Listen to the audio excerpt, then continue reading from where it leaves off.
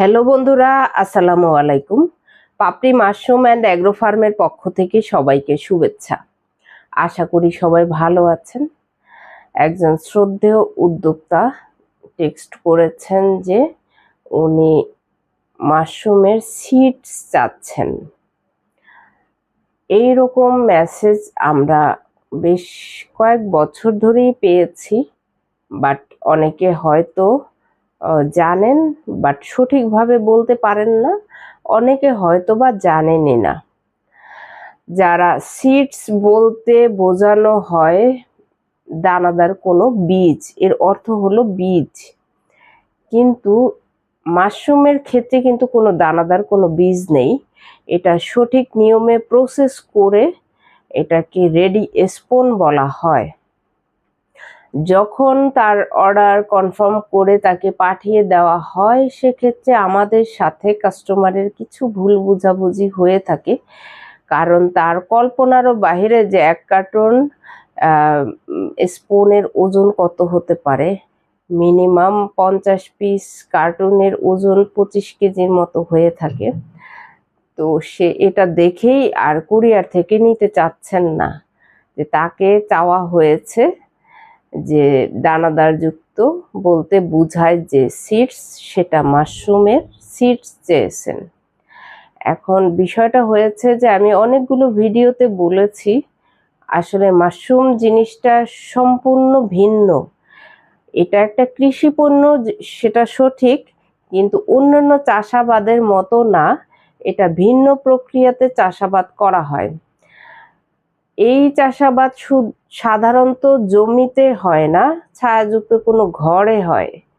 তো অনেকেই জানেন না, বুঝেন না, কিন্তু শখে হয়তো ইউটিউবে দেখেছেন, তাই হয়তো আগ্রহী হয়েছেন, কিন্তু না জানার কারণে একটা ভুল বোঝাবুঝি হয়ে থাকে। মাশরুমের কোনো সিড হয় না, এটা রেডি স্পুন আমরা বলে থাকি, যেটা সর্বনিম্ন যারা হয় একটা প্যাকেট বলা হয় 500 গ্রামের। তো সেক্ষেত্রে আপনি আসলে প্রশিক্ষণ না নিয়ে আপনি হয়তো ফলন পাবেন, কিন্তু অনেকেই আছেন যে প্যাকেট না কেটেই বসিয়ে দেন, অথবা যদি কমার্শিয়ালি করতে চান সেক্ষেত্রে আপনার কোন সময়ে কোন পদ্ধতি করা উচিত সেটা না জেনে না বুঝে আপনি ইউটিউব দেখে করতে গেলে সেখানে আপনি কখনোই সফলতা পাবেন না, স্থায়ী হতে পারবেন না। ফলন আসা মানেই সফলতা না। সঠিক পদ্ধতিতে সঠিকভাবে চাষ না করলে আপনার যে পরিমাণে ফলন আসার কথা সেই পরিমাণে ফলন আসবে না।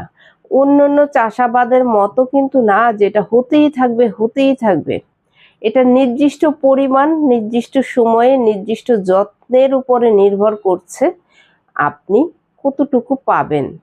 আপনার যত্নের উপরেই নির্ভর করছে, যেইটুকুন প্রত্যাশিত হওয়ার কথা সেইটুকুন পাবেন সঠিকভাবে নিয়ম মানলে। তো আপনি আগে জানুন, তারপরে সিদ্ধান্ত নেন যে আপনি কাজটা কিভাবে করবেন। আসলে না জেনে মাশরুম চাষ করা উচিত না, কারণ যতটা সহজ মনে হয় সত্যিই সহজ যদি আপনি জানেন, কিন্তু না জানলে আপনি যদি আমাদের সাথেই আপনার অ্যাডজাস্টমেন্ট না হয়, তো সেক্ষেত্রে আপনি ভোক্তাকে কিভাবে অ্যাডজাস্ট করবেন? কারণ আপনি আগে জানতে হবে। শুধুমাত্র আপনি চাষ করলেই আপনি মার্কেট ভালো ধরতে কেন পারবেন না? কারণ সঠিক জাত সম্পর্কে আপনি যদি ডিটেলস না জানেন, আপনি কিন্তু আপনার ভোক্তাকে সঠিকভাবে বুঝিয়ে পণ্য বিক্রি করতে পারবেন না।